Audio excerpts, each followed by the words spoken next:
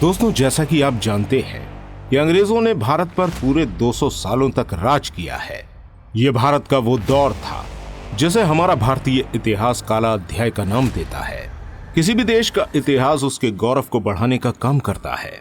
ऐसा ही हमारा भारतीय इतिहास है जो भारतीय राजाओं की गौरव गाथाओं से भरा हुआ है।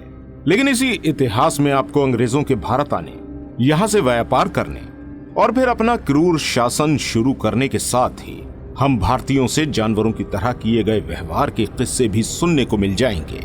ये भारतीय इतिहास का वो दयनीय समय था जिस समय हमारा भारत दुनिया के सभी देशों से बहुत ज्यादा पिछड़ गया था। मुगल काल में दुनिया भर में सोने की चिड़िया के नाम से जाने गए भारत को अंग्रेज रूपी गिद्धों ने नोच नोच कर खाली कर दिया।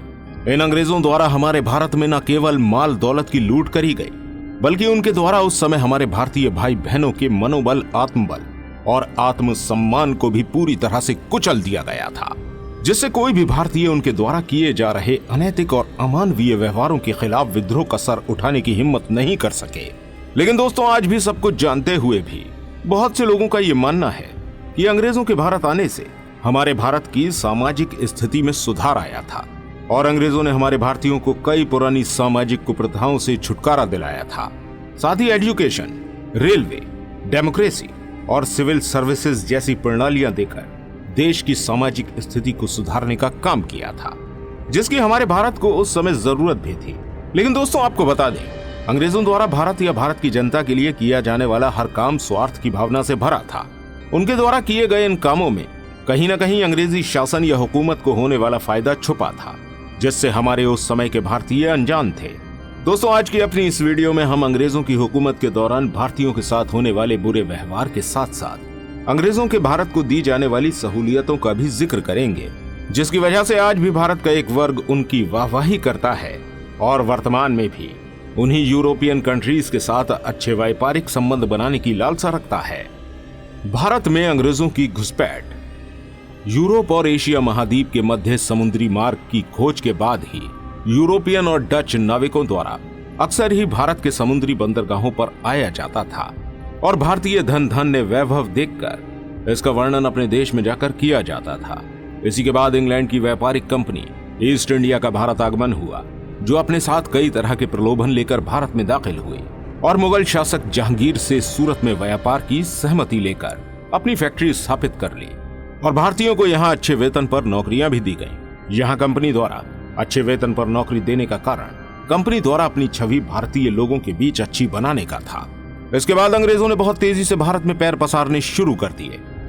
अंग्रेजों का दिल्ली पर अधिकार मुगल शासन के कमजोर पड़ते ही इन ब्रिटिशर्स द्वारा भारत की शासकीय सत्ता को अपने हाथ में ले लिया गया था। अंग्रेजों द्वारा आखिरी मुगल शासक बहादुर शाह जफर को रंगून में कैद कर दिया गया और उसके परिवार को मौत के घाट उतार दिया गया। साथ ही दिल्ली सहित संपूर्ण भारत पर अपना कब्जा कर लिया गया था। आसपास के बचे हुए नवाबों को भी अंग्रेजों ने कूटनीति और षड्यंत्र से पराजित कर उन्हें बंदी बना लिया गया था। इस तरह अंग्रेज पूरे भारत पर प्रभुत्व जमा बैठे। अंग्रेजों का भारतीयों पर अमानवीय अत्याचार। मुगल शासन के अंत के साथ ही अंग्रेजों द्वारा भारत पर शासन करने की नीति अचानक से बदल गई थी। अब वो भारतीयों को एक निचली जाति का समझते हुए उनके साथ जानवरों की तरह व्यवहार करने लगे। उस समय घटित होने वाली बहुत सी घटनाओं में से हमें अंग्रेजों के क्रूर शासन का पता चलता है। अंग्रेजों के क्रूर शासन के बारे में समझने के लिए हम आपको उस समय की कुछ घटनाओं के बारे में बताते हैं। साल 1770 में बंगाल में पड़े भीषण सूखे के दौरान, जब किसानों की फसलें बर्बाद हो चुकी थी और बंगाल की जनता भुखमरी की कगार पर थी, ऐसे में लोग अपने गहने, औजार, बर्तन, यहाँ तक कि बच्चों को भी बेचकर अपने खाने पीने का इंतजाम कर रहे थे और ऐसा करने के लिए अंग्रेजों ने उन्हें मजबूर किया था। अब इन हालातों में किसी भी देश की जनता द्वारा अपनी सरकार से सहायता की उम्मीद करी जाती है। लेकिन दोस्तों, ये सुनने पर आपकी रूह कांप जाएगी कि उस समय हमारे भारत में मौजूद अंग्रेजी सरकार द्वारा इस भूखी जनता से न केवल पूरा लगान वसूला गया, बल्कि खेती करने वाली जमीन पर 10% का टैक्स और बढ़ाकर जमा किया गया। अब आप खुद ही सोच सकते हैं कि भुखमरी की कगार पर बैठी उस जनता पर इन अंग्रेजी सरकारी अफसरों द्वारा किस हद तक जुल्म करके इस लगान की वसूली करी गई होगी। लगान न देने वाले लोगों को अंग्रेज सैनिकों द्वारा बीच चौराहों पर जानवरों की तरह मारा जाता था। जिससे परेशान होकर आखिरकार इन गरीब भूखे किसानों द्वारा अपना सब कुछ बेचकर भी इस लगान की भरपाई करी गई। ऐसी ही परिस्थितियां बंगाल में दोबारा अकाल के समय पैदा हुई। सड़कों पर जगह जगह लोग भूख प्यास से बेहोश होकर गिर रहे थे और सरकार से खाने की उम्मीद लगा रहे थे। लेकिन ऐसा नहीं था कि सरकार के पास इस समय अनाज मौजूद नहीं था। अंग्रेजी सरकार के पास बहुत बड़े पैमाने पर अनाज द्वितीय विश्व युद्ध में लगे हुए सैनिकों के लिए रखा गया था। जब बंगाल की इन परिस्थितियों से लंदन में मौजूद चर्चिल को अवगत कराया गया तो उसको बंगाल की ये स्थिति बिल्कुल भी गंभीर नहीं लगी और उसने कहा कि वो भारतीयों को पसंद नहीं करता, क्योंकि भारतीय उस निचले किस्म के खरगोश हैं जो हमेशा ही बच्चे पैदा करने में लगे रहते हैं। यहाँ तक कि अपने लेटर के अंत में चर्चिल ने यह भी कहा कि अगर बंगाल में इतना ही भयंकर अकाल है तो अब तक गांधी क्यों नहीं मरे हैं। चर्चिल द्वारा कही गई इन बातों से आप अंग्रेजों की नजर में हम भारतीयों की अहमियत को समझ सकते हैं। दोस्तों, इसके अलावा अंग्रेजों द्वारा हम भारतीयों को हमेशा ही निचले दर्जे का काम दिया जाता था, चाहे वो उनके व्यक्तिगत काम हो या दफ्तरी काम। हम भारतीयों को हमेशा ही सबसे निचले ओहदे पर रखा जाता था। उन्हें कोई भी उत्तरदायित्व वाला काम नहीं दिया जाता था।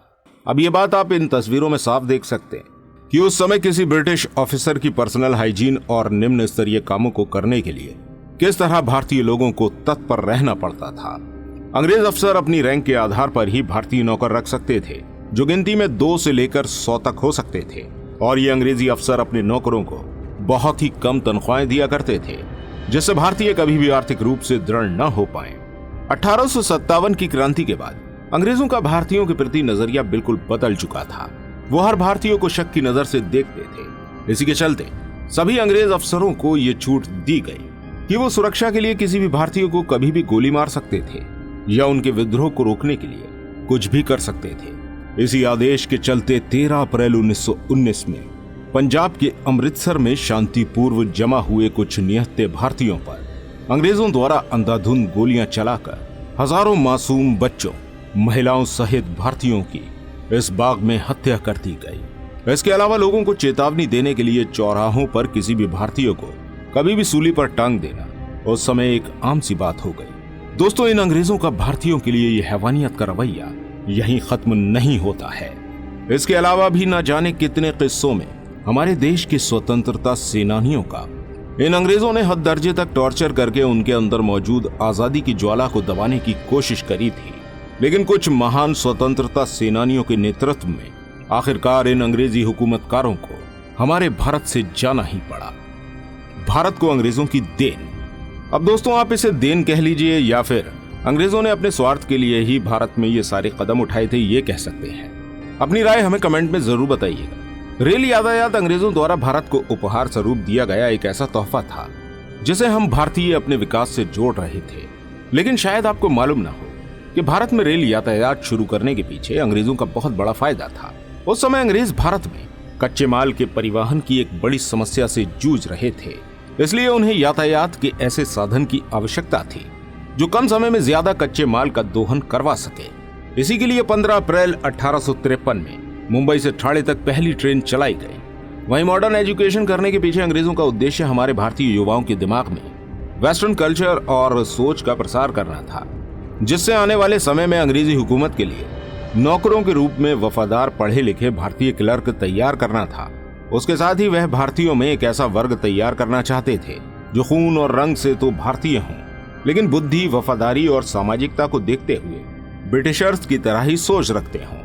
इस तरह की ही सोच रखने वाला ये वर्ग ही इन अंग्रेजों को भारत में लंबे समय तक शासन करने के लिए टिकने दे सकता था। तो दोस्तों, आज की इस वीडियो में इतना ही। उम्मीद करते हैं वीडियो आपको पसंद आई होगी। अगर आपको ये वीडियो पसंद आई है तो इस वीडियो को लाइक और शेयर जरूर कीजिएगा, और इसी तरह की और अमेजिंग वीडियोस देखने के लिए हमारे चैनल को सब्सक्राइब करना बिल्कुल मत भूलिएगा। नमस्कार, जय हिंद।